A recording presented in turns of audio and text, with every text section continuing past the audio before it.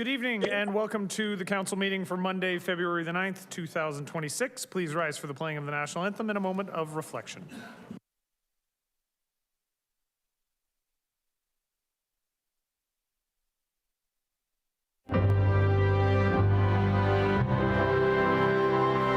Oh, Canada, our home and native land, true patriot love in all of us command.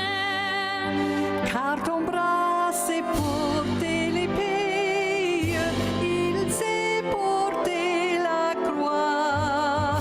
Ton histoire est une épopée des plus brillants exploits. God keep our land glorious and free. Oh, Canada, we stand on guard for thee. Oh, Canada, we stand on guard for thee.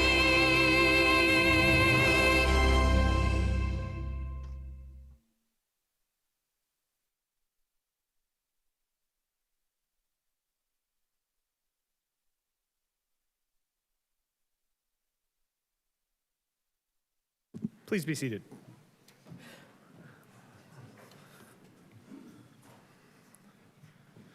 And at this time, I will look to Councillor Phelps to read the land acknowledgement. The land on which council meets today is the traditional territory of the Haudenosaunee and Anishinaabeg and Attawandaronk and the Mississaugas of the Credit First Nation peoples, many of whom continue to live and work here today. This territory is covered by the Upper Canada Treaties and is within the land protected by the Dish with One Spoon Wampum Agreement. Today, this gathering place is home to many Indigenous peoples made up of First Nation, Inuit, and Métis. The Dish with One Spoon Wampum Agreement should remind us of our responsibility to ensure the dish, the territories on which we live, and the work is never emptied, and that we take care of the land and its inhabitants in a way that ensures its future sustainability. Thank you, Councillor. We will begin this evening with the Mayor's report, and this evening, to start the Mayor's report, we have a very, very special presentation. I don't know if this particular presentation has ever been done in council chambers before, but we'll take it as a first, and I will come down to the lectern for that.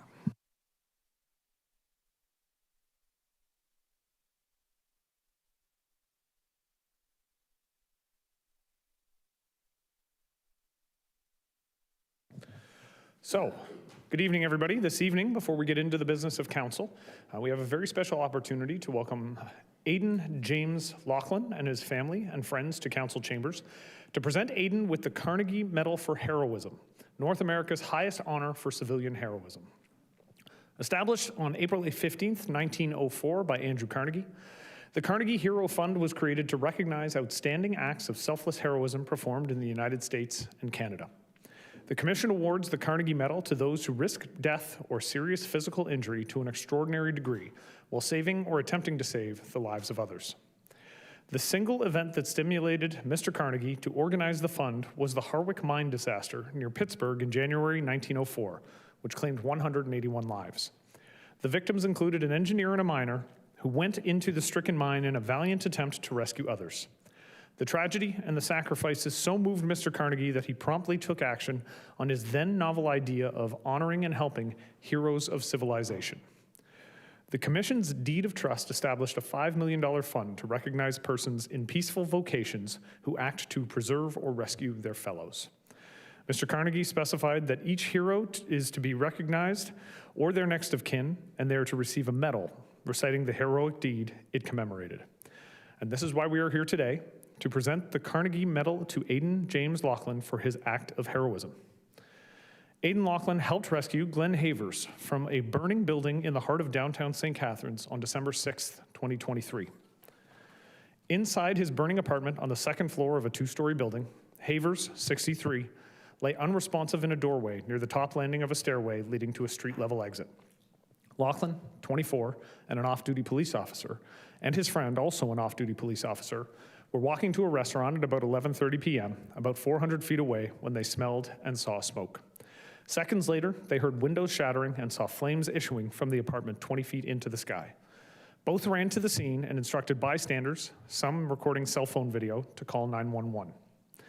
Lachlan kicked in a locked glass door at street level, and both ran and then crawled up the stairs through heavy smoke. At the top of the stairs, Lachlan saw an open door, entered a few feet, and tripped over Haver's feet as flames burned at the ceiling above him. He grabbed Havers by the boots with both hands and pulled him out to the stair landing, passing Havers' legs to his friend. At one point, Lachlan felt his head getting hot and, fearing his hat caught on fire, discarded it. The friend grabbed Havers' legs and started crawling backward down the stairs while Lachlan, holding the man under his arms, slid down on his buttocks. Navigating around and stumbling over clutter on the stairs, they carried Havers to the first floor and outside to the sidewalk. Havers suffered burns to his head and face and was hospitalized for several weeks but recovered. Mr. Lachlan suffered from smoke inhalation. He was treated at a hospital and released. And today, we are proud and pleased to present Aidan Lachlan with the prestigious Carnegie Medal for his act of heroism and selflessness in saving the life of his fellow man. In risking his own life to save Glenn's, Aidan truly defines what Carnegie referred to as a hero of civilization. Thank you, Aidan, for your bravery. Please come forward now to accept your Carnegie Medal.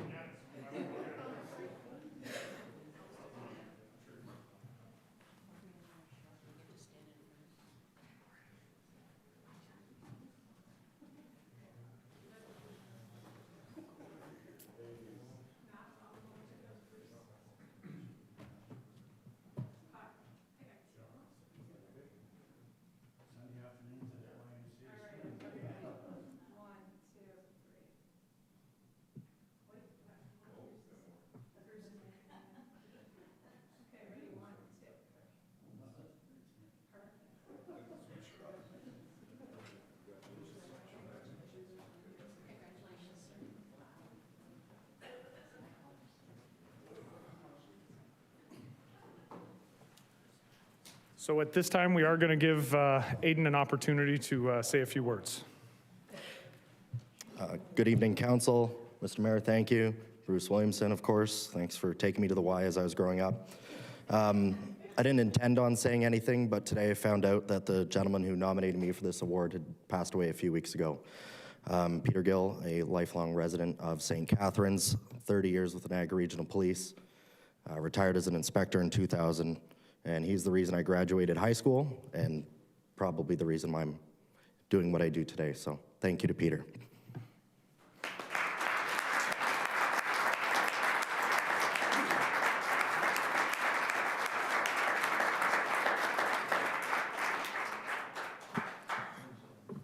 Aidan, thank you for that. I couldn't think of more fitting words from you right there, so thank you.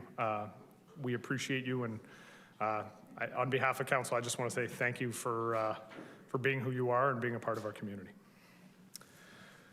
We don't usually get to start with something nice like that, so it makes me happy. I do want to thank everybody for tuning in to tonight's council meeting. I do have a number of items in the mayor's report to get through. I will try and keep it as brief as possible. Earlier this month, I had the pleasure of attending the launch of Art in Action, a 10-day experience that illuminates the beauty and fragility of our planet, reflects on the true cost of progress, and invites you to take meaningful action within our community at the First Ontario Performing Arts Centre. Through immersive media, cinema, music, dance, symposia, youth participation, and partner events across Niagara, Art in Action explores our changing planet and the opportunity we have to take action. The launch event featured the showing of In the Wake of Progress, an immersive experience with photography and film by St. Catharines' very own Edward Bertinsky. Bertinsky is one of the world's most accomplished contemporary photographers and a true cultural ambassador for Canada.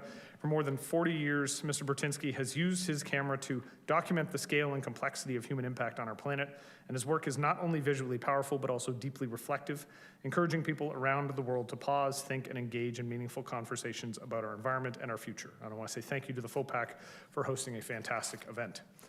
The next night, I attended the Cool as Ice Ice Wine Gala at the Niagara Parks Power Station. It was a great night that showcased our amazing local food, wine, and tourism community. There was outstanding local cuisine, world-class wineries, passionate winemakers, and it was a wonderful and perfect reflection of what makes Niagara so special. The next day, Councillor Ratzlaff and I had the pleasure of attending the grand opening of Happy Feet Foot Massage, located at 211 Martindale Road. Led by owners Rick and Samantha Belante, Happy Feet Foot Massage specializes in reflexology and relaxation massage. Reflexology restores balance and promotes healing through targeted pressure points on the feet and hands. Congratulations on the grand opening, and thank you for investing in St. Catharines. And the City of St. Catharines and the Town of Lincoln were jointly awarded the Economic Development Council of Ontario Award of Excellence in Visitor Attraction and Tourism Product Development last week at the Association's annual conference. That would explain, this is the heaviest award we've received, but that would explain why there's so many words on the base of this particular award. I joked that when Councillor Harris shows up and tries to steal it from my office, it's too heavy for him to be able to steal. And so we'll just put that right there. The award recognizes our leadership in urban-rural collaboration through a shared destination marketing organization, strengthening the regional tourism economy, supporting local businesses, and showcasing the best of both communities. And I want to give a big congratulations to our economic development team and Mr. York for their leadership in this endeavor. Last week, the city announced the selection of our first poet laureate, Shannon Kitchings, to help celebrate the city's sesquicentennial. That's the 150th anniversary. Kitchings will serve as an artistic ambassador for the city for 2026, using poetry to engage residents, celebrate civic pride, and enrich public life through readings, special initiatives, and cultural events connected to the history and culture of St. Catharines, coinciding with the 150th anniversary of the city's incorporation. Congratulations, Shannon, and we look forward to what you will create and share with us this year. The city is once again supporting community groups wanting to establish new community gardens or to improve existing gardens. Applications for the annual program open today, providing the opportunity for incorporated charities, not-for-profit groups, and unincorporated associations and neighborhood groups to receive matching funds from the city for as much as half of eligible startup costs, including lumber, soil, seeds, rain barrels, and other materials and equipment. The purpose of these gardens is to grow produce for personal consumption, create environmental benefits, and build healthier and more vibrant communities. And applications will be open until Friday, March 20th, 2026 at 4:30 p.m. For more information and to apply, visit stcatharines.ca/communitygardens. Nominations for the City of St. Catharines Volunteer Recognition Awards are now open. The Volunteer Recognition Awards celebrate residents whose unselfish and dedicated service have made a significant impact in our community. Individuals and organizations can nominate deserving volunteers who've made a difference through their community contributions from now until Monday, March 9th. Volunteer Recognition Night, an evening of appreciation for honorees and their supporters, will take place Tuesday, April 21st. You can visit stcatharines.ca/volunteer awards for information about award categories, eligibility and selection criteria, and how to submit nominations. Some upcoming events. This Saturday, February 14th, join the Centre Wellington Black Committee for Awakened Voices Narratives, a compelling series of events that bring to life the rich and often untold stories of Canadian Black history. Through a blend of artistic performances, historical narratives, and community engagement, these events aim to educate, inspire, and foster a deeper understanding of the Black experience in Canada. And the event takes place at Salem Chapel British Methodist Episcopal Church, located at 92 Geneva Street, from 3 to 5 p.m. On February 21st, Future Black Female will present the 4th annual Black History Month variety show and vendor market at the Robertson Theatre at the First Ontario Performing Arts Centre from 1 to 5. This free community event is an unforgettable afternoon celebrating the creativity, brilliance, and diversity of Black talent in the Niagara region, and I hope to see you there. On Wednesday, February 18th, you can join myself and the Grantham and Port Dalhousie ward councillors at a joint town hall hosted at the Grantham Lions Club. The event runs from 5:30 to 7:30 p.m. with the doors opening at 5. As this is a dual ward town hall, pre-registration is highly encouraged, especially if you are wanting to ask a question to the panel. You can get more information and you can register at stcatharines.ca/townhallstc. On March 25th, you can join me at my annual State of the City address in partnership with the Greater Niagara Chamber of Commerce. This year's event will take place at Club Roma from 11 a.m. to 2 p.m. Lunch will be served, and for tickets, you can visit gncc.ca. I look forward to seeing everybody there and celebrating 150 years of St. Catharines. And finally, the last piece of information for this evening. Tonight is the last council meeting for Christine Douglas, CFO, Treasurer, and Director of FMS for the City of St. Catharines. Christine has dedicated her last 12 years of her career here to the City of St. Catharines. During her tenure, Christine has played a significant role in advancing the city's financial and enterprise systems, including major implementations and enhancements such as Central Square, PeopleSoft, FMW, in addition to leading the city in our first multi-year budget cycle. These initiatives have strengthened the city's financial operations and positioned the organization well for the future. Christine has been a respected leader and valued colleague, working collaboratively with staff, senior leadership, and council. She officially retires in May, but her last council meeting is tonight. So on behalf of Mayor and Council, we want to extend our appreciation for Christine's many contributions to the City of St. Catharines and wish her every success and fulfillment in this next chapter.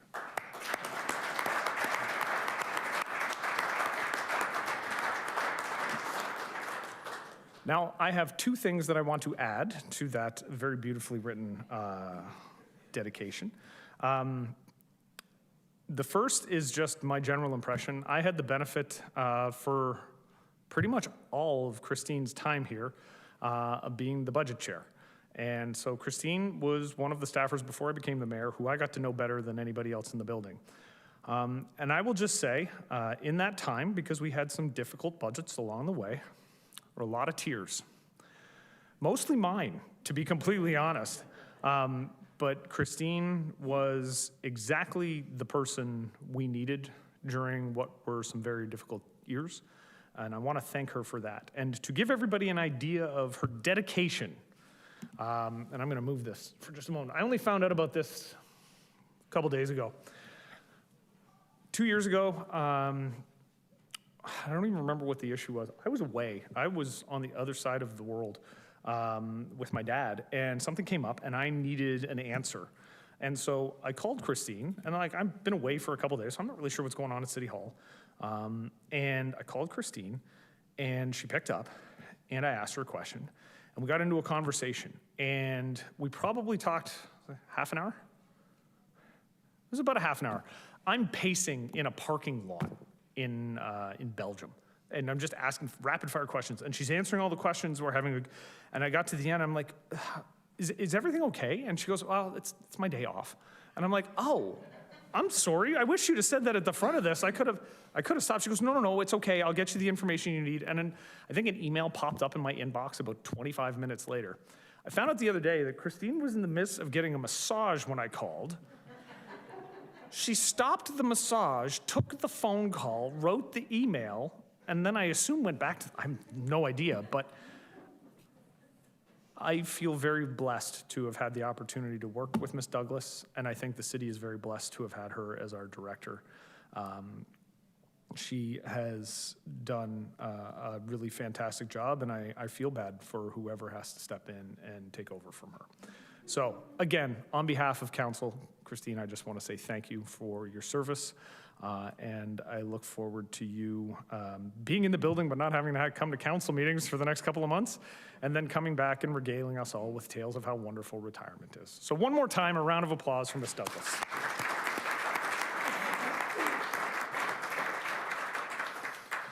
And with that, I will look to my council colleagues to see if they have anything to add to the mayor's report this evening. Councilor Lindell. Thank you, Mr. Mayor, and I echo every word you said about Ms. Douglas. She's fantastic. The Meriton Lions are running their annual trivia night on February the 21st from 6 till 9 p.m. It's a great time, so if you want to get involved, please email them right away and get a table. It's going to be a great time and lots of fun, and I know we're going to win. We just let that hang right there. All right. Councillor Stevens. Thank you, Mr. Mayor. I'd just like to thank the residents of St. Catharines. The Grantham Lions had their monthly fish fry on Friday, and they sold out about 6:30, so that's always a good thing to be able to sell out. but they're also having their Family Day breakfast this coming Monday at the Lions Club, and it's $15 all you can eat, and children 4 to 12, $10 all you can eat. So get out there, it's a great breakfast. And this Saturday, the St. Catharines Twinning Association, I don't know if there's any tickets left, you can check out their website or Facebook page. They're having a Valentine's Trinidadian chocolate and local wine pairing night. It was very limited, so there might be some seats left. So get your tickets if there's any left. It'll be a fun night, and it's a good cheap date for your wife there for Valentine's Day too. I just want to add that. All right, Councillor Mako. Thank you, Mayor. Final reminder, it's Winterfest this weekend in Port Dalhousie. So this is part of our 200th anniversary celebration, and it's our first big event of the year. So it starts on Saturday, and there's events indoors and outdoors, Saturday, Sunday, and Monday. So if you're looking for something to do this long weekend, aside from cheap date, as Councillor Stevens mentioned, feel free to swing by Port Dalhousie Lions Club, and there's plenty of fun events going on. Family friendly for the whole weekend.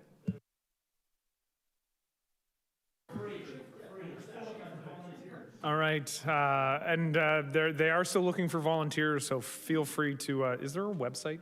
Yeah, if anyone can reach out to me. Reach out to Marty Mako, mmako at stcatharines.ca, if you'd like to volunteer.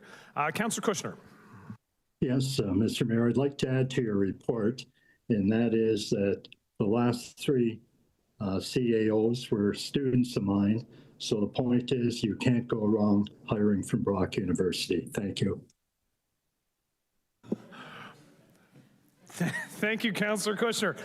You know what? I think we would all wholeheartedly agree with that sentiment. You can't go wrong hiring from Brock University. Go Badgers. Seeing no other members of council on the list, I will look to the city clerk for the adoption of the agenda. There is a letter from Ruth Unruh in support of the motion to end the use of X as additional correspondence. It's in Council Sugar Sync folder. It will be part of Thursday's Council correspondence listing, which is available online. And Councillor Harris is requesting, on behalf of Councillor Townsend, that items 9.1 and 9.2 be deferred to the next meeting, as Councillor Townsend is unexpectedly unable to attend today's meeting. All right, so can I have a motion to adopt the agenda as amended? Councillor Dodge, seconded by Councillor Phillips. All those in favor? Opposed? And that is carried. 9.1 and 9.2. Those were both requests of Councillor Townsend, so we're deferring them to allow him the opportunity to speak to them. Number 3 is the adoption of the minutes. The council adopt the minutes of the regular council meeting held on January 26th, 2026. Do I have a mover and a seconder? Councillor Harris, Councillor Stevens. All those in favor? Opposed? That is carried. Are there any declarations of pecuniary interest this evening?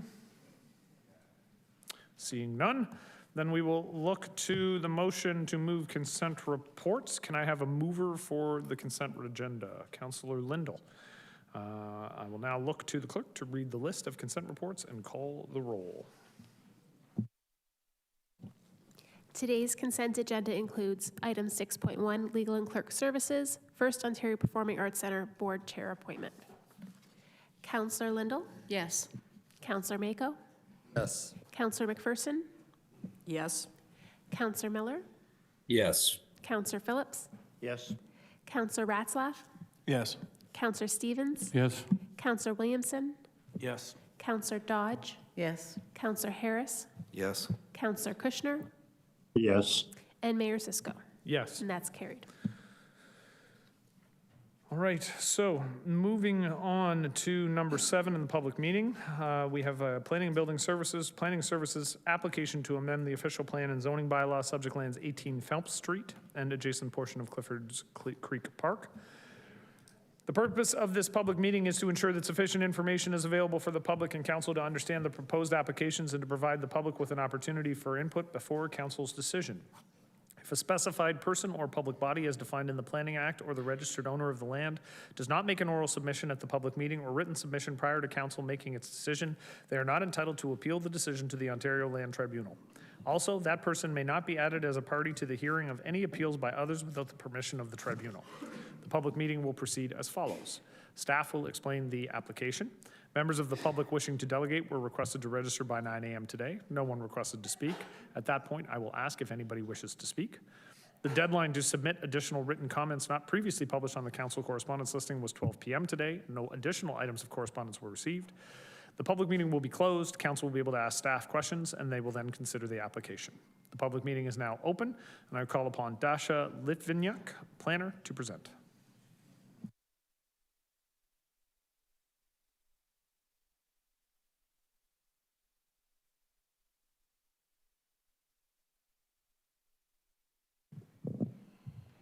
Good evening, everyone. My name is Dasha Litvinuk, and I'm a planner with the city. I'm here to present staff's recommendation for the official plan and zoning amendment applications at 18 Phelps Street and adjacent portion of Clifford's Creek Park. Can you choose the slides? Thank you. On December 8, 2025, Council approved land exchange between a portion of Clifford's Creek Park and 18 Phelps Street, and proposed applications are to facilitate this land exchange. Currently, 18 Phelps Street has a rectangular shape.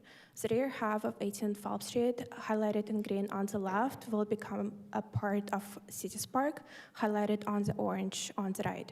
And a portion of Cities lands immediately east of 18 Phelps Street, highlighted in orange on the left, will become a part of that property in the exchange.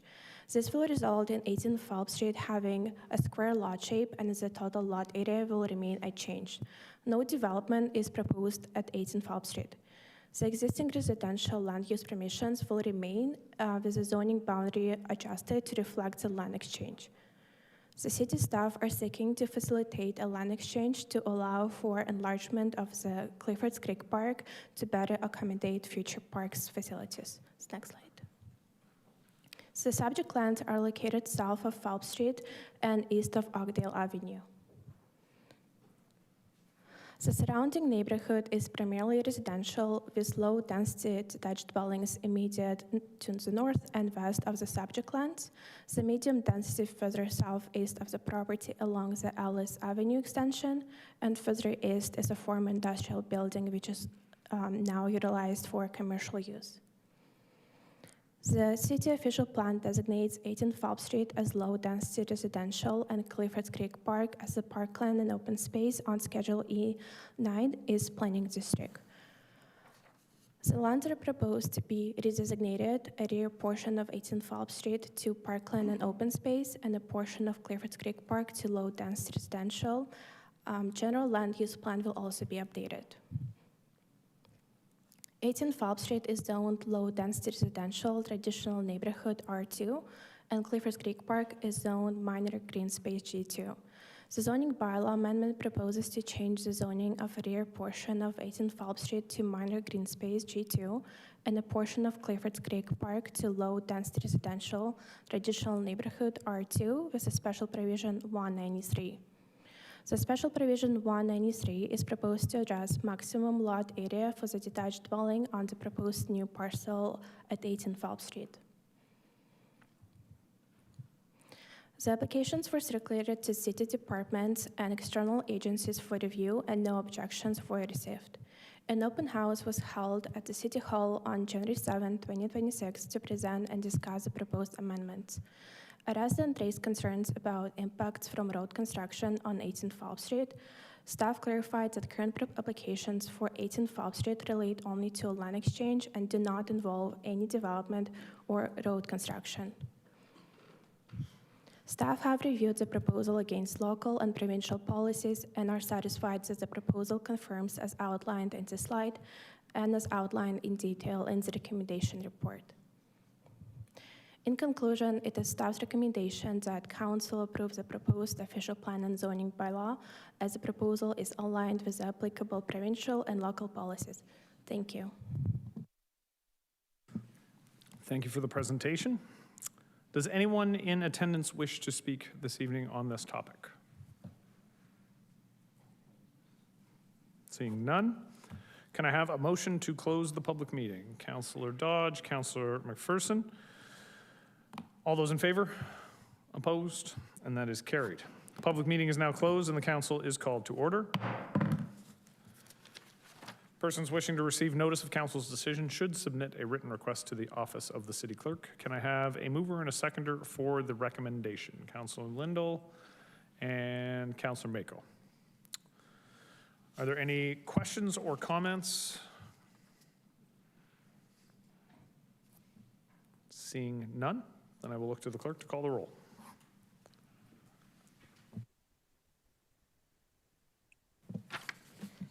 Counselor Lindell. Yes. Counselor Mako. Yes. Counselor Dodge. Yes. Counselor Harris. Yes. Counselor Kushner. Yes. Counselor McPherson. Yes. Counselor Miller. Yes. Counselor Phillips. Yes? Counselor Ratzlaff. Yes. Counselor Stevens. Yes. Counselor Williamson. Yes. And Mayor Cisco. Yes. That's carried. Moving on to item 8.1, presentation by Tools of Empowerment for Success, Niagara, regarding Code of Conduct on Human Trafficking. Prior to the presentation, I will look to Aaron Ohosky, our Deputy Chief Administrative Officer, to provide opening remarks. Thank you, Mayor. Before we hear from TOES this evening, we'd like to give a special thank you to Councillors Lindell, Councillor McPherson, and Councillor Dodge for the motion brought forward this evening, and as well to TOES Niagara, Tools of Empowerment for Success, for joining us to learn more about a project they've launched, the Code of Conduct for Human Trafficking Prevention in Niagara.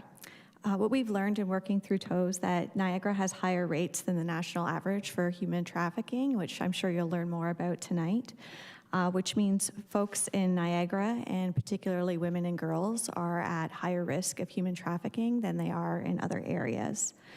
We're already seeing the impacts here in the city of St. Catharines, led by our bylaw enforcement team, as well as fire services team. Staff have already started undertaking training to recognize the signs of human trafficking and connect them to the victims to the services and supports that they require. Hearing about this training is very definitely sobering, and the fact that we need to train our staff is necessary, but also quite horrifying that these things are happening in Niagara. We were encouraged to learn that together with councils and CAOs in Niagara, we can do coordinated actions in working with TOES on their code of conduct. And I'd like to thank our colleagues on SLT when we brought this forward for their unwavering support and enthusiasm for being part of the solution. So thank you again for Councillors Lindell, McPherson, and Dodge for your leadership on this initiative, and as well for TOES for being here this month of all months, with February 22nd being the National Day for Human Trafficking Awareness Day. Thank you, Mayor. Thank you, Ms. Ohosky. And at this time, I will call Miriam Kayinza, Dave Augustine, and Yarayi Kapisavanho. I screwed that up, I know I did. Kapisavanho from TOES Niagara to present. Okay, so it was close enough that everybody decided to come up and do the presentation. Okay, good.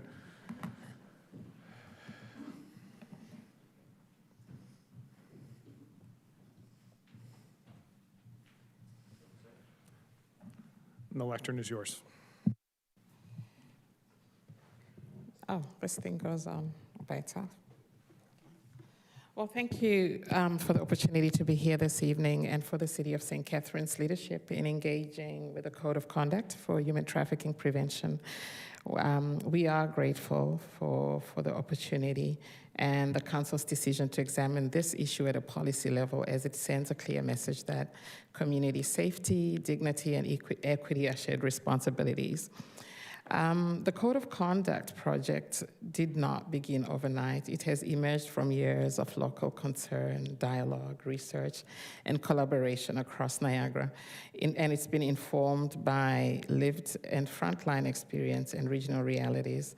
It was developed here for Niagara, reflecting our specific economic landscape, including tourism, hospitality, agriculture, major transportation corridors, and a growing diverse population. These sectors are strengths, but without intentional safeguards, they can also create vulnerabilities. The need for this work is real and measurable. In Canada, the vast human trafficking cases are domestic, not international. Women and girls represent the majority of identified victims, with Indigenous women, newcomers, migrant workers, youth, and those experiencing housing or economic insecurity disproportionately impacted. Trafficking is not a distant problem. It is a local one, shaped by systems we all interact with every day. The development of the code has been guided by a dedicated multi-sector project steering committee, whose members bring expertise from across public institutions, academia, and community organizations. I would like to acknowledge the leadership of the committee's chair, Karina, who is here with us this evening, as well as other steering committee members whose collective insight has ensured the code is both principled and practical. We are also proud to have partnered with Brock University Professional and Continuing Studies, represented here tonight by Nathan, whose support in regional data analysis and evidence-based training development has strengthened this work significantly. This project is grounded in a gender-based analysis plus approach, which reminds us that trafficking does not impact everyone equally and that prevention requires more than awareness. It requires systems that anticipate risk, reduce harm, and create clear pathways for action. The code reflects this thinking. It's not about optics, it's about leadership, accountability, and shared responsibility. And that is where the message of Stronger Together truly matters. No single individual, department, or organization has the power or capacity to prevent human trafficking alone. The dangers lie in believing in that a few people can carry this responsibility on behalf of the many. When prevention is siloed, harm persists. When it is shared across councils, institutions, sectors, organizations, and communities, it becomes more effective. It is our collective efforts that will make the greatest impact. And signing on to the code, therefore, is not the end of the work, it's the beginning. Its impact depends on how it is lived out through training, clear reporting mechanisms, consistent follow-through, and sustained collaboration. This work is also timely as Canada prepares for to host FIFA World Cup events in 2026. Global evidence shows that large-scale events can increase trafficking risks when communities are unprepared. Through our partnership with ECPAT, and they've just put up the, thank you for putting that up for us, this locally developed code is aligned with global best practices, ensuring Niagara is proactive rather than reactive. This work is especially timely, like I said, because on January 21, 2026, ECPAT, along with other member countries, of whom Canada is a member, and TOES Niagara is an organization, is a member, launched the We Protect Children campaign in the lead up to the FIFA World Cup 2026. The hybrid launch was organized from the Mexico City stand at the FITUR International Tourism Fair in Madrid, a leading annual global tourism event held at IFEMA Madrid, with the support of Clara Brugada, Jefa Gabiano de la Ciudad de Mexico, Alejandra Froste, and others. The International Federation of Women of Tourism Executives was also there, and the official launch was graced by guest speakers such as Marie-Laure Lemineur, Head of Safeguarding and Child Protection, FIFA, Gary Bai, FIFA Event Safeguarding Senior Manager, FIFA World Cup 2026, Marc-Antoine Terrien, Senior Manager at Public Safety Canada. As events unfold in Toronto, the world will be watching not only the matches, but how host regions uphold safety, dignity, and human rights. Niagara, as a major international tourist destination located so close to Toronto, will likely experience an increase in visitors. This presents both opportunity and responsibility. By preparing now through the code, through training, and through clear reporting pathways, we send a strong and unified message that our region has zero tolerance for human trafficking and is committed to ensuring that everyone who lives in, works in, or visits Niagara is safe during the World Cup and beyond. We really do commend the councillors for stepping into this responsibility and for understanding that prevention is strongest when it is collective. We look forward to continuing this partnership and supporting the City of St. Catharines as you move from commitment to action. Thank you.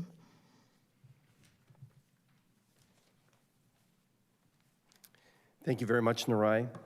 I'm Dave Augustine, and I've served as the policy consultant. Mr. Mayor, thank you very much for welcoming us here and members of council. Narai went through on a lot in the beginning here, and we do have a PowerPoint presentation. I just ask if you would advance to slide 7. So this is, as being the policy guy, I'm going to get into some of the nitty-gritty into what this is. So the next slide, please. So what is the Code of Conduct? The Code of Conduct is funded by Wage and Gender Equity Canada. It's developed by TOES Niagara in partnership with Brock University. And the collaborators are community priority sectors. So it's focusing on hospitality and tourism. And we just heard that FIFA's coming to Canada, coming to Toronto, and obviously the tourism industry in Niagara is going to be impacted by that, both here in the city and Niagara Falls and all across the Niagara Peninsula. But it also is involved and has become involved with community agencies, educational institutions, law enforcement, and local government, like the city of St. Catharines. The purpose is to put in place, to develop and put in place a code of conduct to prevent human trafficking in the hospitality and tourism industry in Niagara. I want to underscore that it's not only for sexual exploitation, but also for labor exploitation, which sometimes occurs in the hospitality industry, and provide those resources and prevention strategies that are required to do this. So it's a call for action, as Narai indicated, for the hospitality and tourism businesses. If we might go to the next slide, please. This is a little bit of the road or the pathway that got us here. It started with the formation of a steering committee, and we already have the introduction of our chair of that committee, and it's based across the entire community, including the hospitality sector, the business sector, other sectors as well. So we developed through this code, developed a community feedback session, understood what the community wanted. So this really is a made in Niagara solution to this issue. Just to fast forward along the road here, we did have the steering committee eventually approve the code of conduct that's included, I think, in the package. And this was endorsed last June by Regional Council as well, and they are fully supportive of the initiative. We're now moving into what we're calling the pilot phase, not the pilot phase that you might think of when we're piloting a project here. This project is going ahead, but it's more working together with those early signatories, those lead signatories, like the city, like the region, like other municipalities and other businesses, so that we can make it easier for others to sign up and become signatories. And then the full implementation is going to be through this year and beyond. If we can go to the next slide, please. The structure of the code is, I'll go through this real quick, but there's statements of definitions and guidelines and responsibilities, and you see that there's something specific for every sector. Next slide, please. This is the vision and mission. So the vision is a safe community, and the mission includes zero tolerance for human trafficking in the Niagara Peninsula, and that Niagara is known as a leader in fighting against human trafficking. And then there are some of our goals there. If we go to the next slide, please. So there's certain commitments, and this differs from many other arrangements that might be out there, that somebody not only signs a petition or something and then kind of forgets about it, or says, how did that go? This is an active process. This is a process where someone becomes a signatory and they say, we are going to do these things. We will help prevent it. We'll help protect survivors. We'll work on best practices. There might be some policy changes that we have to make, and we have some draft policies for that. We're going to work in collaboration with others to ensure that as the traffickers change tactics, we know what that might be and how we can react. And then there's evaluation and improvement. Next slide, please. So all signatories would sign on and agree to this, and many have already, that there's sort of a mandatory training for staff. You can think about this like a WMIS program, where all of your staff are trained on WMIS, but then certain sectors or certain jobs have a higher level or a different level. So that's that mandatory training, and there's a time period in which to do that. Public awareness, so if it's an organization, a hotel, they can put up particular signs. If it's a city, they can put it in their parks or in their facilities. Support for victims and support services and victims assistance. Safe reporting, so if something happens, we know what to do, and staff are trained in to do that, monitoring and evaluation. And then just like some other organizations do, something for suppliers and partners to encourage them to sign the code. We want to spread this out, right? Next slide, please. Here's the priority sectors. So everybody's around the hospitality and tourism industry, schools and education, community organizations, law enforcement, and local government. Next slide, please. So these are the specific areas for local government. So there's broad signatory requirements and then specific ones. So law enforcement has specific guidelines, education, et cetera. So the local sector includes mandatory training, again, based on those specific roles. We already heard this evening about the leadership that your staff are showing in terms of bylaw and those kind of things, but there can be a standard operating procedure integration. I know, for example, some municipalities are looking at their bylaws and saying, do we have to change our short-term, long-term rental bylaws so that we can put posters up in those short-term rentals so that, again, this spreads out, or that we educate those on short-term rentals because as the trafficking moves from the hospitality sector in Niagara Falls, the hotels, it may go out into the more rural areas or the places where there are Airbnbs, and those owners need to know what to look for, that their Airbnb is not being used as a trafficking location. Monitoring and evaluation, incorporating this into emergency plans. I know when I served as mayor, we never thought about the possibility of a human trafficking as an emergency preparedness. That could be something that the city would look at as an incident, as a tabletop exercise. Community awareness, I already alluded to that. And then proactive inspections on some of those rules and regulations and the supplier partners.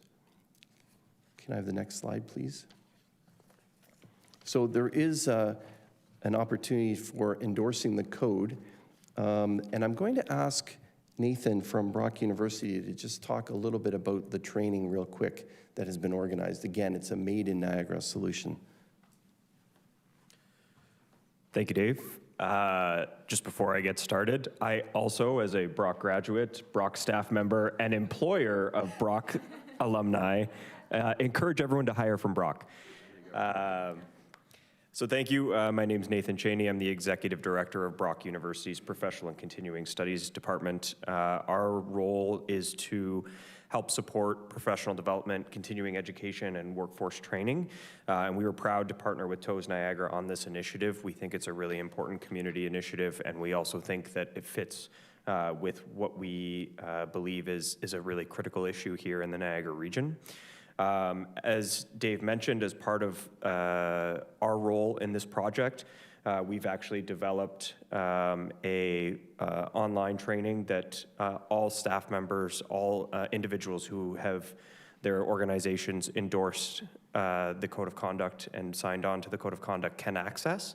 The purpose of this training is twofold. One, it's to bring the level of awareness and knowledge of human trafficking and raise the floor, as I might say, so that everybody is aware that this is something that is a pressing issue in our region, but also this is something that they can help contribute to preventing.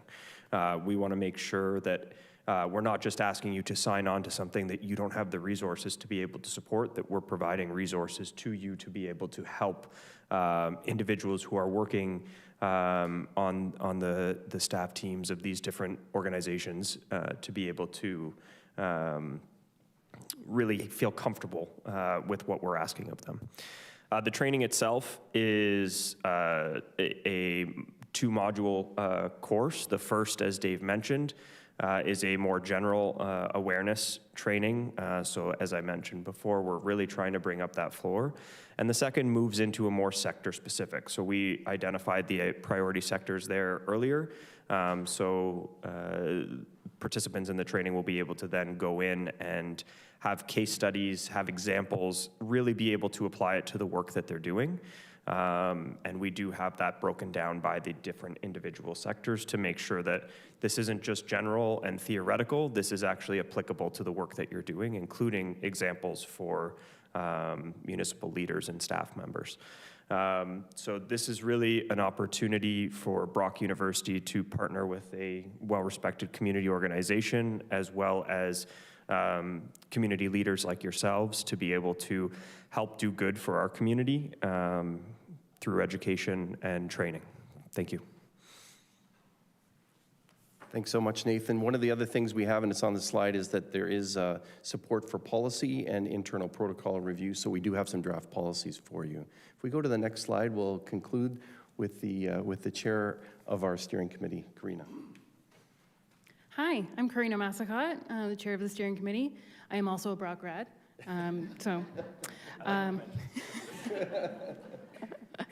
On behalf of our volunteer steering committee and my colleague, Joyce Morocco, our vice chair, the ask is really simple.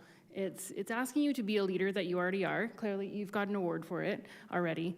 As the largest municipality in our region, to be a leader, come on as a signatory of the Code of Conduct, and accept all of the resources that are coming to you, and be a pilot.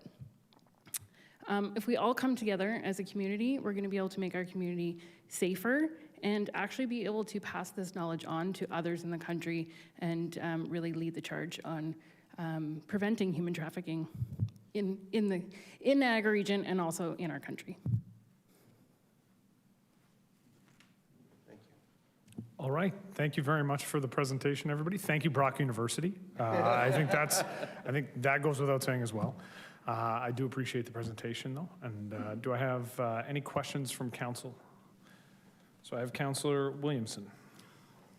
Well, keeping up with the theme, as a Brock graduate of sometime in the late 20th century and the father and funder of one Brock grad and soon another, I guess when we think of human trafficking, or at least I think the perception is that you're immediately thinking about the RCMP, the OPP, and Niagara Regional Police getting involved. But I really appreciate the tools that you're providing and making and these grassroots connections. How are you working with the police, and at what point, and how do you engage with police, and what level of police you're dealing with mainly? Is it NRP or who?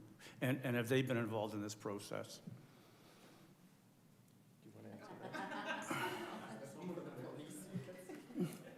Well, Narai's a little shy. She's the chair of the Niagara Regional Police Service. So maybe that's why she doesn't want to specifically answer this question.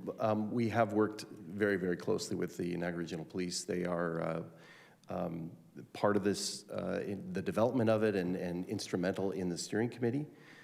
They are committed to this and committed to having a unit, a specific unit to deal with human trafficking. They've had that for a number of years, and they are committed to continuing with that.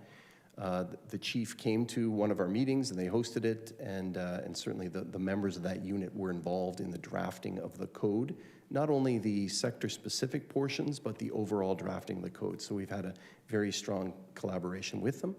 They hosted a meeting when we reviewed the sector-specific portions for the police service, for law enforcement, and that included RCMP, it included OPP, it included border services as well. So it's all being coordinated through the Niagara Regional Police Service. Thank you. Thank you. Councillor Stevens. Thank you, Mr. Mayor. Yeah, it's a great presentation, and I think this will work really well to complement. There's a federal program called Not in My City as well, and the local border services and the RCMP, and as sitting on the airport commission, we just recently endorsed that as well, because the trafficking through Niagara is very prevalent, and the fact that our airport is not up to our standards, which it's going to be soon, hopefully, and then because it can sneak in there through there. So the training through the airport staff and everything else as well. So another compliment would be to, as we know, it's just been Crime Stoppers Month as well in January, to maybe reach out to them, and we talked about this, and the fact that then part of your training would be to let them know, because that's totally anonymous, that it compliments you guys too, because you can do all the training and then people are like, okay, but what do we do? And then with Crime Stoppers, we all know how it works, and the police, there's so many crimes that are solved in Niagara because of Crime Stoppers. I don't have the numbers, but it is really high, and the chiefs and that are all on board with that. So I think all that together is going to be a great thing. So good job, everyone. Thank you, Councillor. Councillor Mako, as a reminder, this is a time for questions. Thank you, Mayor. The question at the end was, don't you agree? I heard you, Councillor. It's okay. Councillor Mako. Thank you, Mayor. In the spirit of collaboration around this topic, I'm seeing more nonprofits getting involved. Is there any sort of community of practice or network in Niagara? I'm thinking of the YWCA. I believe they have employees focused on anti-human trafficking prevention, and they do staff education and training as well. Is there that sort of collaboration yet in Niagara, or is there plans to kind of, I saw there was a picture of Elizabeth Zimmerman in one of the slides you had there. Maybe just speak to the collaboration aspect. I just didn't want to speak for the police. Like we referenced earlier, the steering committee actually consisted of almost all the organizations in the region that are working on doing work around human trafficking. So the Y was part of it, Victim Services was part of it. We've got a whole list, I think it's on the website. There was more than 20 organizations on there. So, because we really, you're right, there's been a lot of great work that's been done, but it's been really silent. And we thought, it's time to bring all these great people together around one table and really just come up with a Niagara solution. And that's what we've done through the code. If I may as well. We've also included a lot of that into the training. So as part of different sections of the training, depending on what the scenarios are and the activities are, we will reference different organizations in the Niagara region that you can reach out to based on the different topics, so that we're also encouraging people to access the services that exist across the region and not just focusing on one service or another. And that includes the police services as well. Thank you, Councillor Mako. Councillor Dodge. Thank you, Mr. Mayor. Through you to the presenters, thank you very much for putting eyes on this very important topic.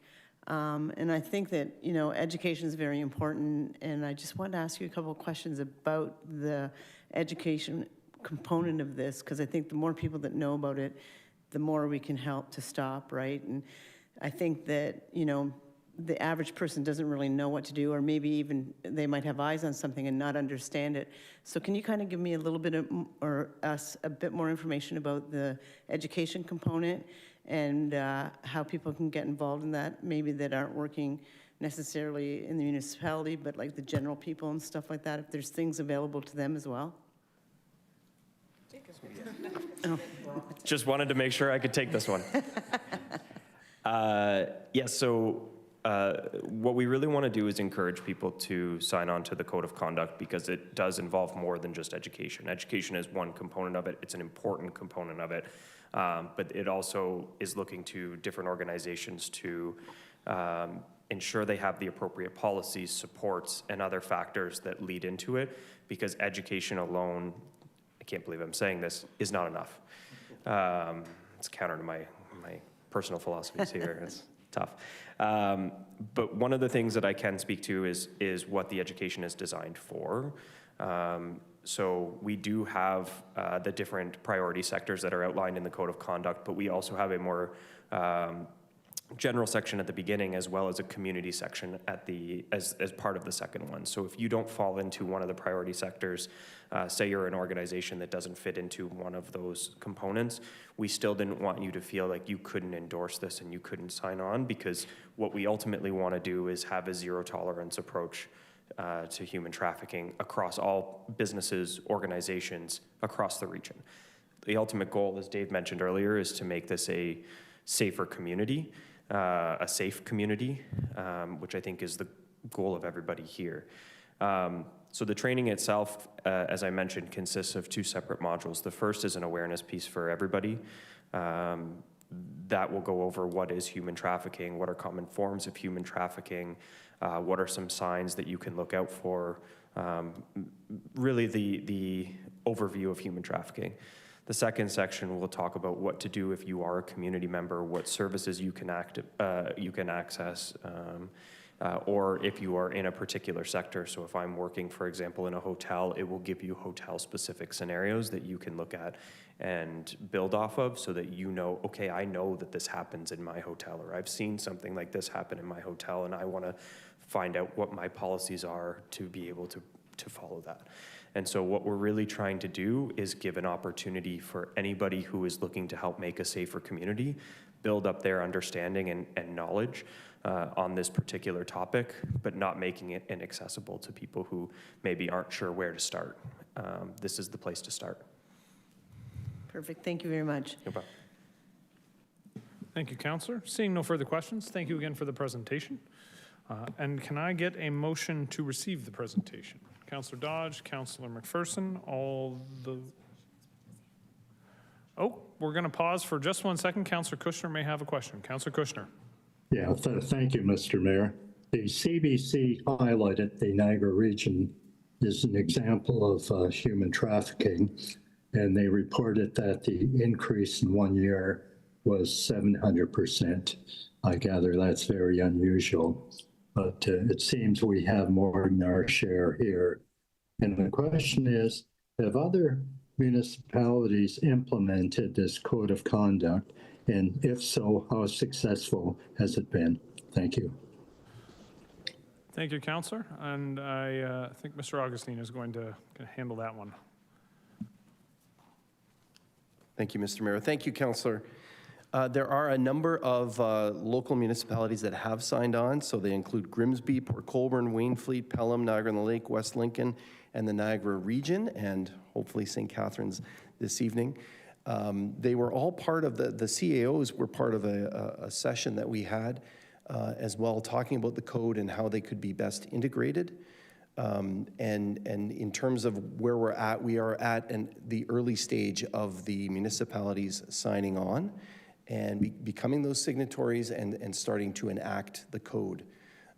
So we are at the early stages, just like we are here at St. Catharines, and St. Catharines can be a leader among colleagues here at the regional level to sign on to the code.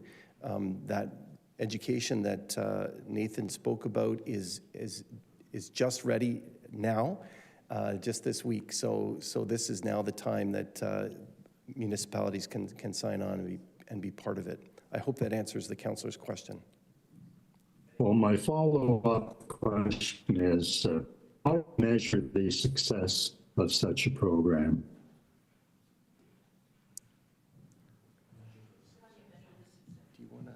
Are you able to address that, measures of success for the program? I think I'm just going to take it back to the first question. The whole code was actually formulated and based on this is like a best practice. There was a code that was created by ECPAT in Europe. So a whole lot of countries have actually implemented the code, and there has been measures of success. So that's what we are hoping we will get to see in the area. And the second question was? Measures of success. What was the question? What are some of the measures of success? Well, I think the most significant one would be a decrease in the numbers that we are seeing in the region. And also, I think the number of organizations whose policies or whose systems have been impacted or changed to address this issue would be for us a measure of success.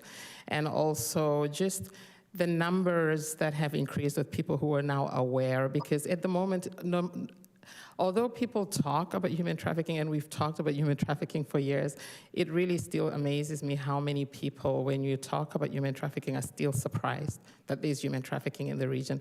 And so I think seeing a decrease in the number of people surprised that there's human trafficking, being aware, would also be a measure of success. And having it become kind of like a dinner table conversation for people in the who would be a measure of success. And maybe since we're starting with the hospitality industry, having the hotels and the hospitality sector openly display,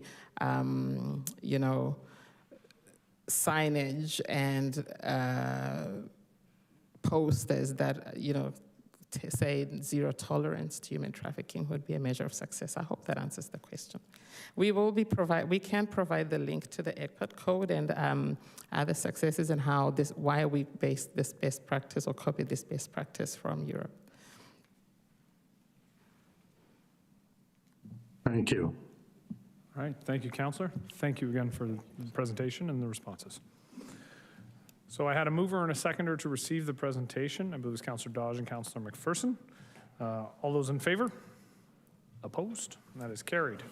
So we move directly to the motion, 10.1, prevention of human trafficking.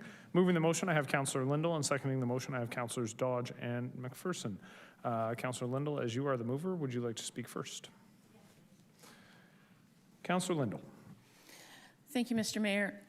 As much as Deputy Director Ohosky has given our councillors here a ringing endorsement for endorsing this, I also want to thank her because without her leadership and her team that have been working very closely with this, I don't think we would have gotten this far with the motion and as far as we are with making sure that we sign on with the Code of Conduct. As our presenter said, we're especially vulnerable in Niagara because of the tourism and hospitality sectors, our closeness to the border. It can't bear repeating enough that this is extremely important. It's really important that this code was created by Brock. Of course, I also am a graduate of Brock University. And that our local agencies for Niagara are all involved.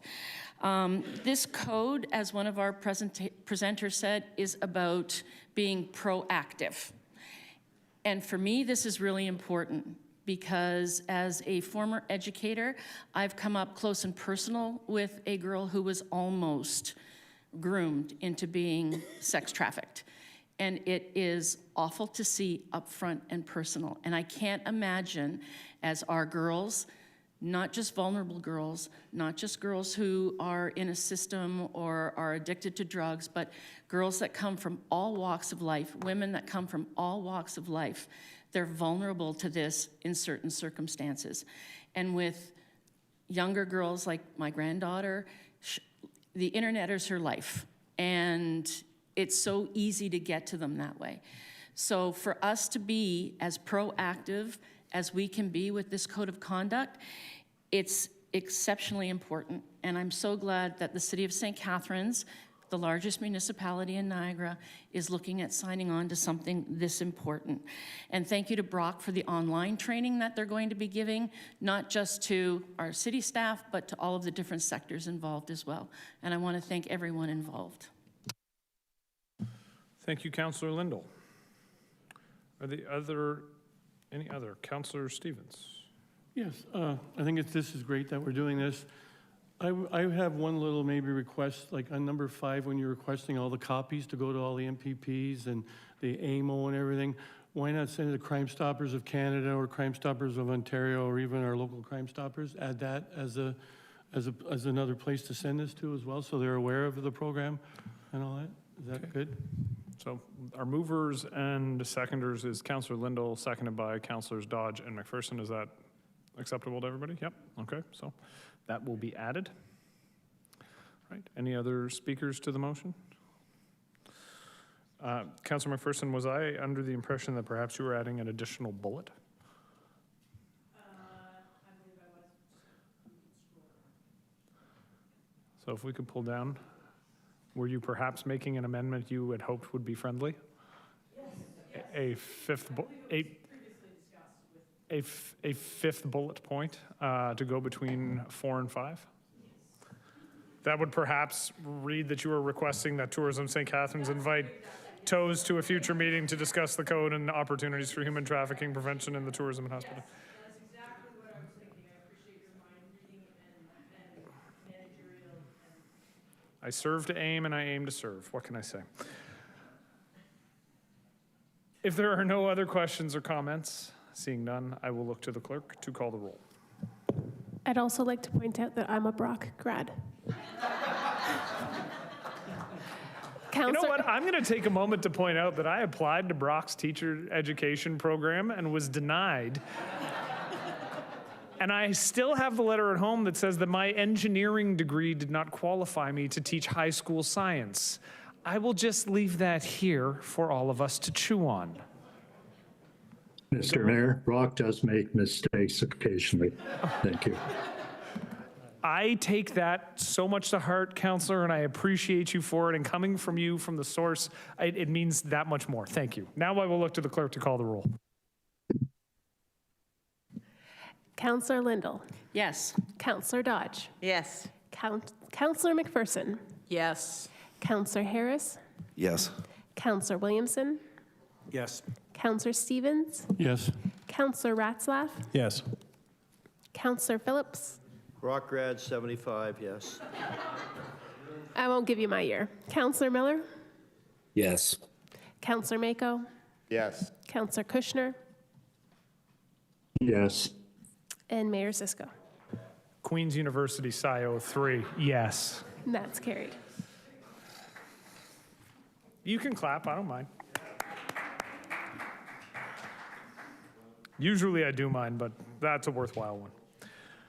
All right, we will move on then to back to our discussion agenda. There is only one item left on the discussion agenda. That is item 9.3, Garden City Golf Course update of clubhouse accessibility upgrades project. Can I get a mover and a seconder?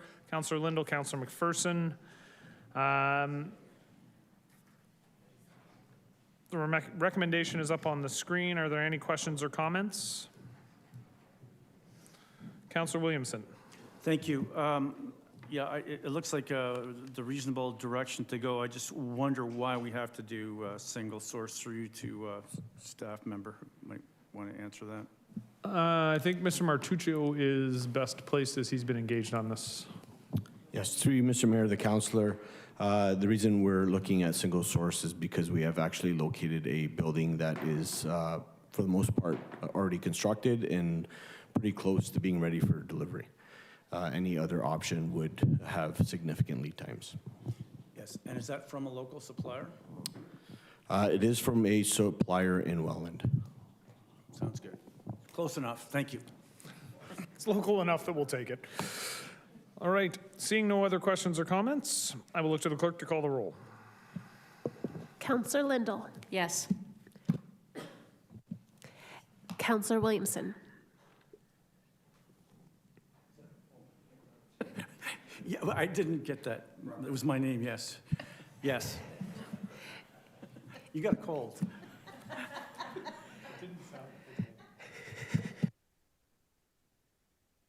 Counselor McPherson. Not a Brock grad. Yes. Counselor Mako. Yes. Counselor Kushner. I'll come back. Counselor Harris. Yes. Counselor Dodge. Yes. Counselor Miller. Yes. Counselor Phillips. Yes. Counselor Ratzlaff. Yes. Counselor Stevens. My daughter graduated from Brock. Yes. Counselor Kushner. Yes. Mayor Cisco.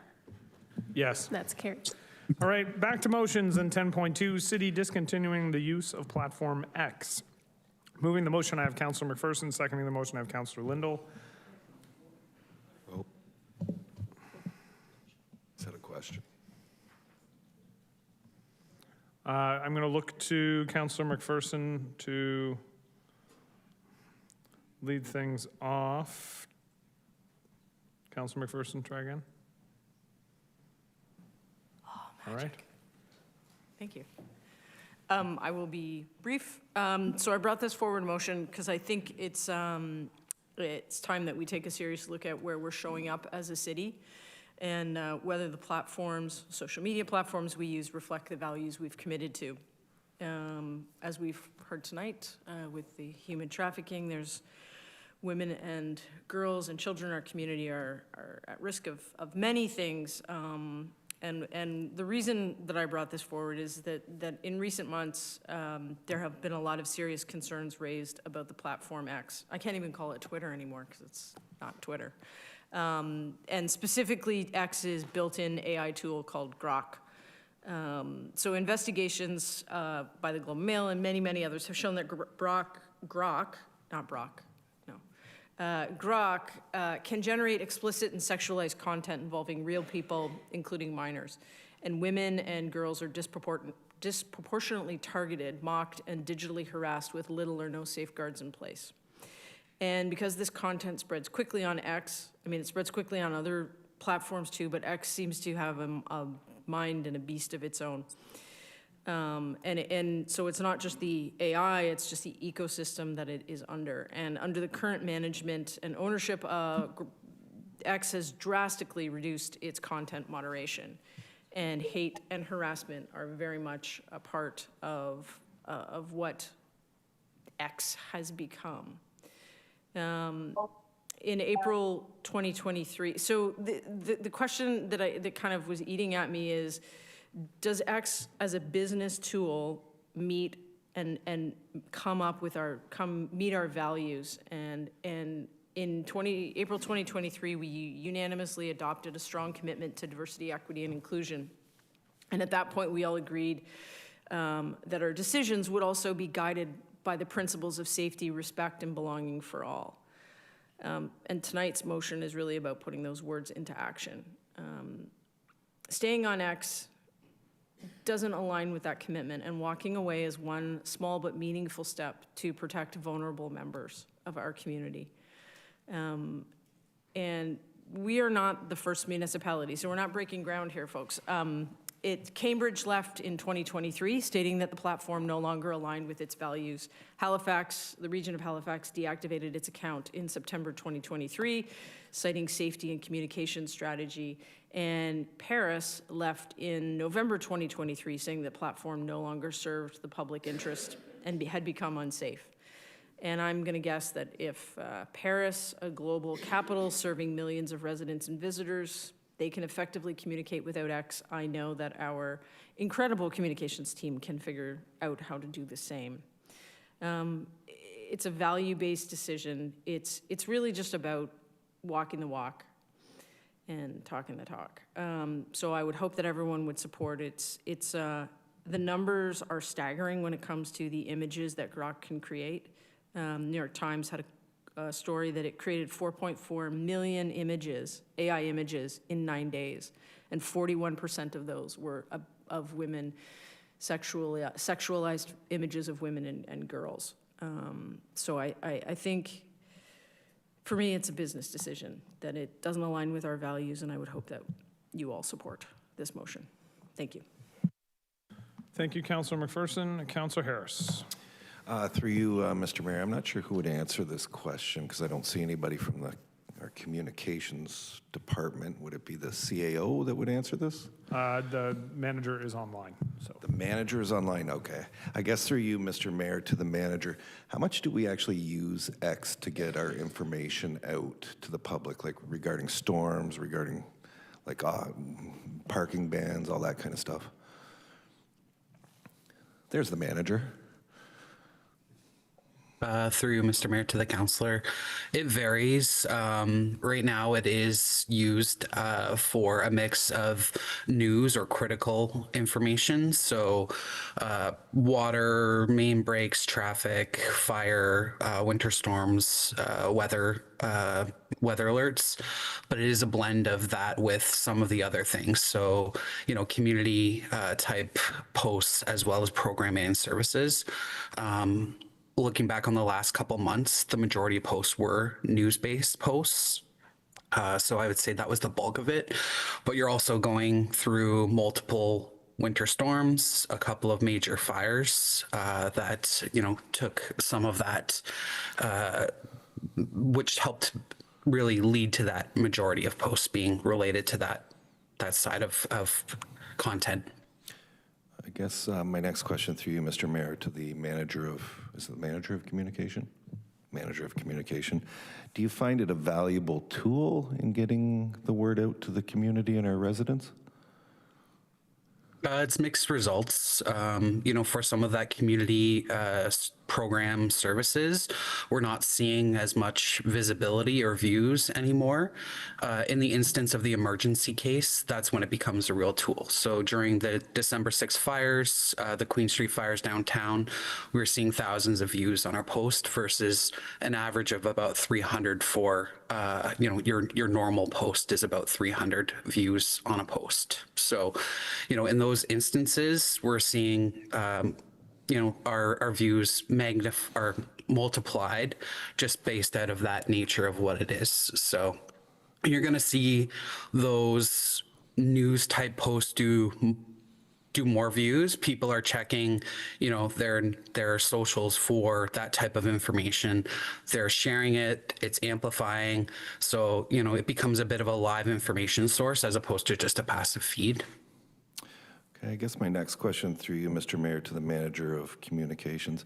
If we were to approve this motion, what's the communication plan from your team to actually ensure that all the relevant information gets out to the public if we don't use this platform anymore? What's the communication plan? Or maybe the CAO can answer it, like you guys obviously have probably had a discussion about this. If we were to actually, how would we handle this? Through you, Mr. Mayor, we have had conversations with the mover of the motion about if council is to support the motion, we need time to be able to move our content over to new platforms. Not to suggest that that can't happen. The main concern that we've identified is the emergency response and being able to get out as many platforms as possible in those certain events, which is the reason why that was sort of included in the motion.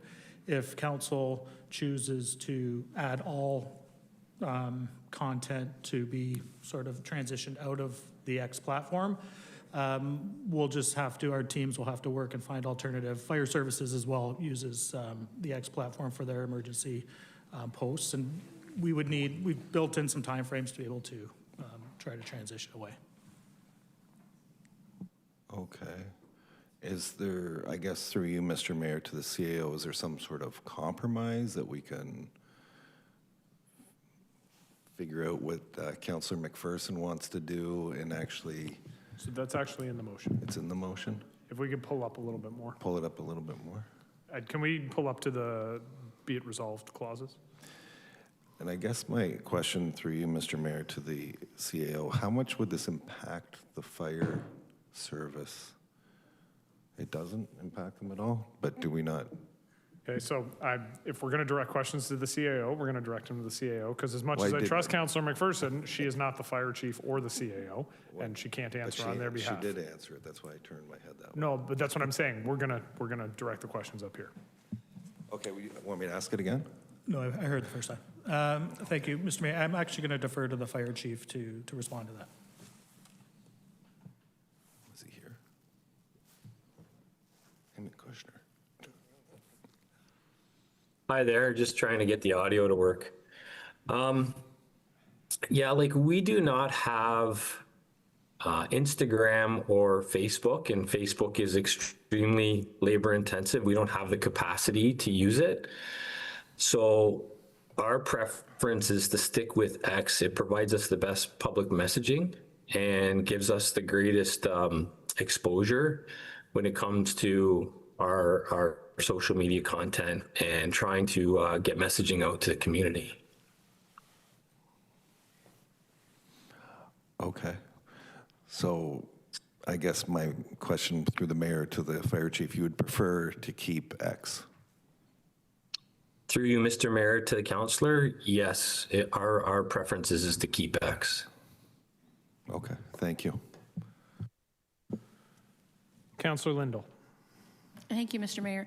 Through you to the fire chief, I'm just going to ask a quick question. Just wondering, you said Facebook and Instagram aren't necessarily easy for you to do and no access, but do you use Threads, which is almost identical to X? Through you, Mr. Mayor, to the councillor, I'm sorry, I've never heard of Threads. What is that? It's the exact same thing as X, only it's run through Meta.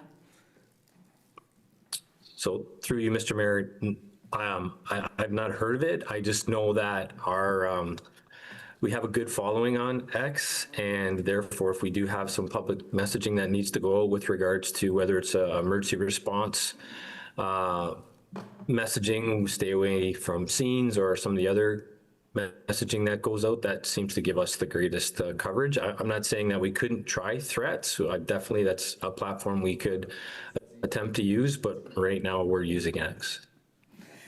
Thank you, Chief.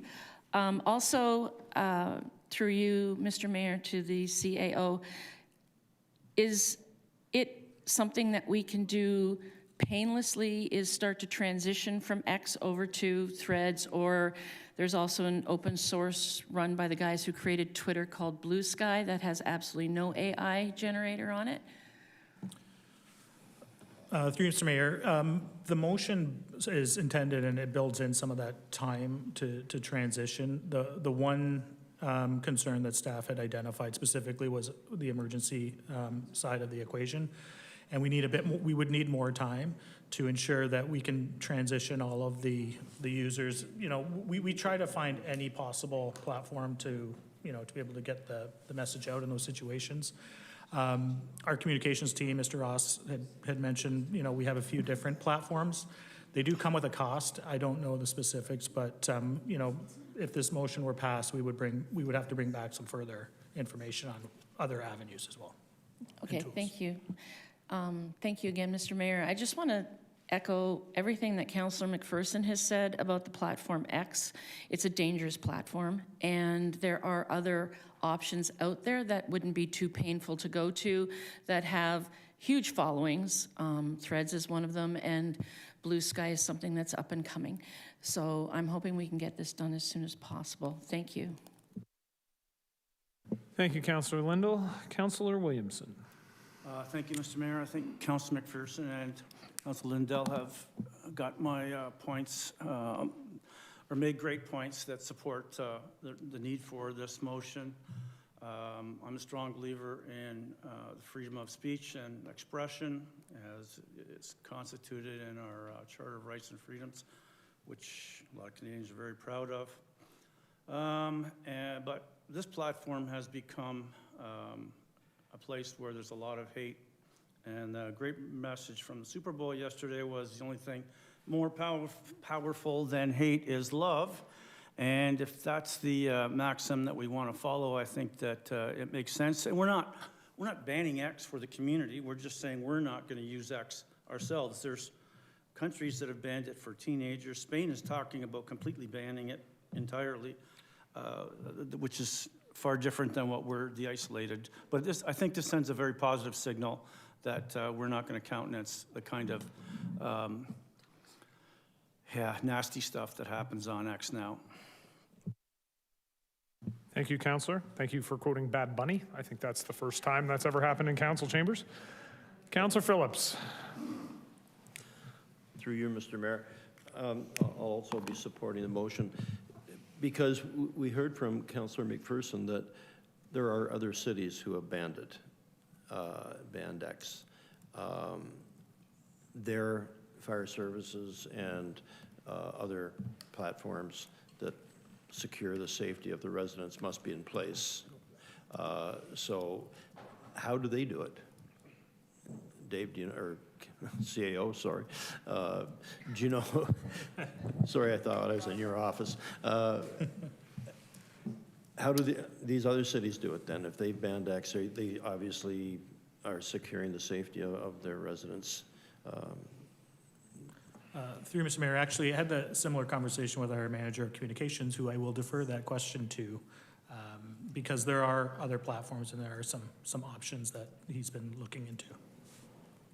Yeah, I can touch on, through the mayor, I can touch on a couple things that just came up. One being alternatives. We have registered and had presence on Blue Sky and Threads now for some time. One of the challenges is rebuilding. We've got a reach of almost 23,000 people. So to be able to rebuild that is the challenge. That's kind of the reach that we have. So we are working on those. Councillor, definitely noted and appreciate those as suggestions. We have profiles on them and we'll build off that. I think the other thing to address the question is just also consideration of the media ecosystem that's out there. We have a great newspaper. Fortunately, that at times things are tucked under a paywall. We have a supportive radio station. There are some other online platforms that support us, but we don't have a vast media network, as Paris, France might have. I think a good comparator that we'll look into is how Cambridge deals with, its media and its media landscape. Obviously, that's a comparator for us that we could look to and get some insight on. But yeah, for us, it's a low cost, high impact investment really to help kind of get communication when it matters most. And I think the only other piece that I missed saying earlier is just, we are a trusted voice in a space that is rife with misinformation during emergencies. We've seen past examples with incidents in the community where there's been misinformation spread, and that would be the only other piece that I don't think I mentioned earlier when asked by Councillor Harris about some of the impact. So that would be the only other thing that I touch on is it's a place where we have a trusted voice and can create a space to address misinformation. So. Okay, thank you. Hope that answered a few of the questions and comments. Yes, thank you. I realize that this isn't going to happen overnight. I mean, we're going to have to be patient to make sure that we get the right platforms and that they're cost effective. But on the other hand, we have to get rid of X in my mind. The safety of all our residents is tantamount, and we have to make sure that that happens. But there's two sides to the story for that too. So I'll be supporting the recommendation, and but realize that it's not going to happen immediately. Thank you. Thank you, Councillor. Councillor Dodge. Thank you, Mr. Mayor.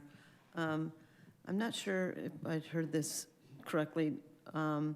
Did the manager of communications say that we have about 300 views on that site? He said some posts many posts wind up around 300 views, but that the more emergency-based or news-based can generate in the thousands. Okay, so I agree with everything that's being said here, but I'm just wondering, and I think that it's important that when we have an emergency type situation, that the many ways that we can get it, as many ways as we can get it out, I think that's important. And I'm wondering if there's a way that we could just have it so that we can still use this platform for our emergency broadcasts and different things like that. And that would be things that fire services or perhaps whatever, I'm not sure what other emergencies would be. So can we make an amendment that they can still use that platform for those type of situations?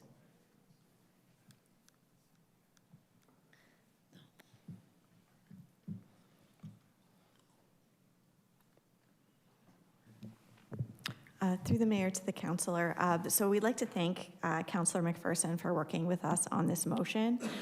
We understand that there's a target date the end of March for the non-emergency and those news-based critical, which staff have looked into and feel that should it be the will of council to start to move away from the platform X, we can more easily accommodate that. Councillor McPherson, in working with staff, also put a clause related to emergency-based, which we'd also consider to be news-based, to continue to allow corporate and fire to use X, but to develop a plan for moving away from that over time, which I think the manager of communications spoke to, trying to build followings on other platforms to make sure that we can transition those folks that rely on X over time to different channels, but not right away when we know there are individuals looking to the city to correct misinformation or to get information straight from a source during a emergency or critical incident.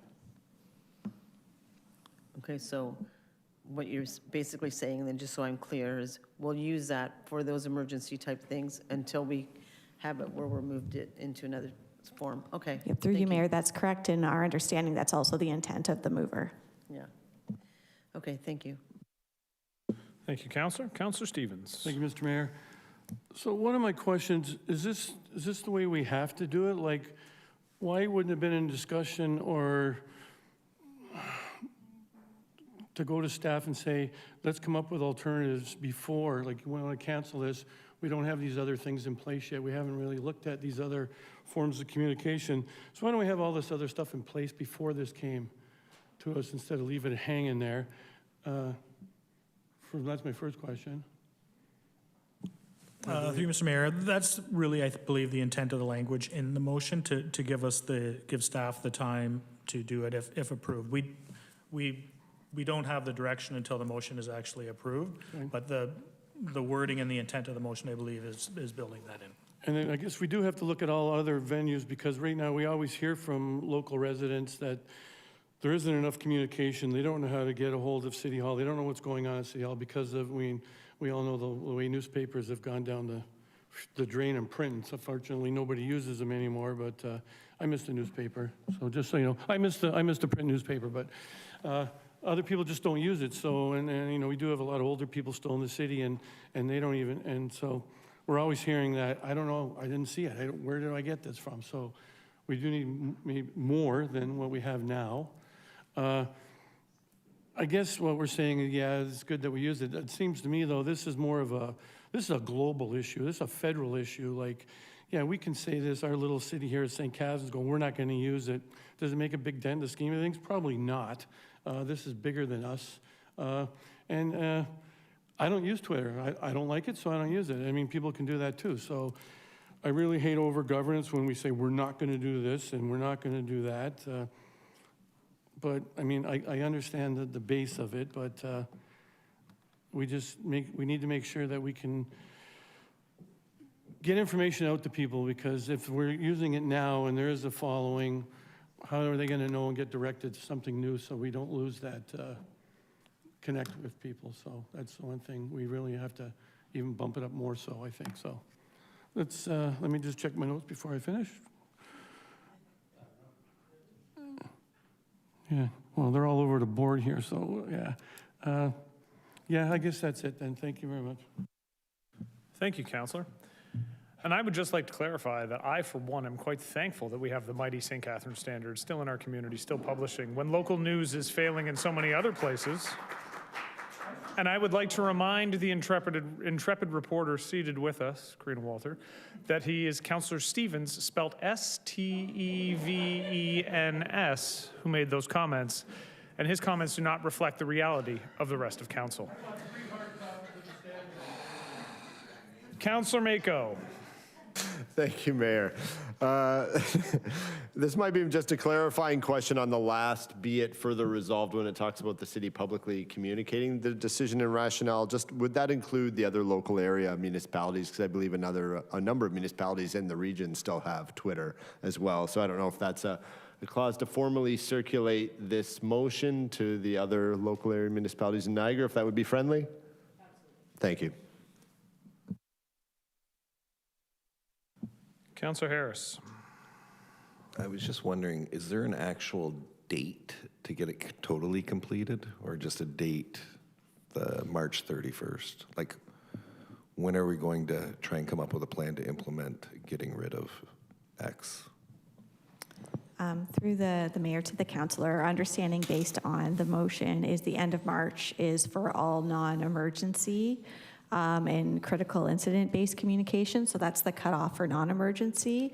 My understanding is that the mover is open to allowing time on the emergency side of things to make sure that getting information out to the public for those critical news-based or emergencies, that's taken care of before we do a cutoff date.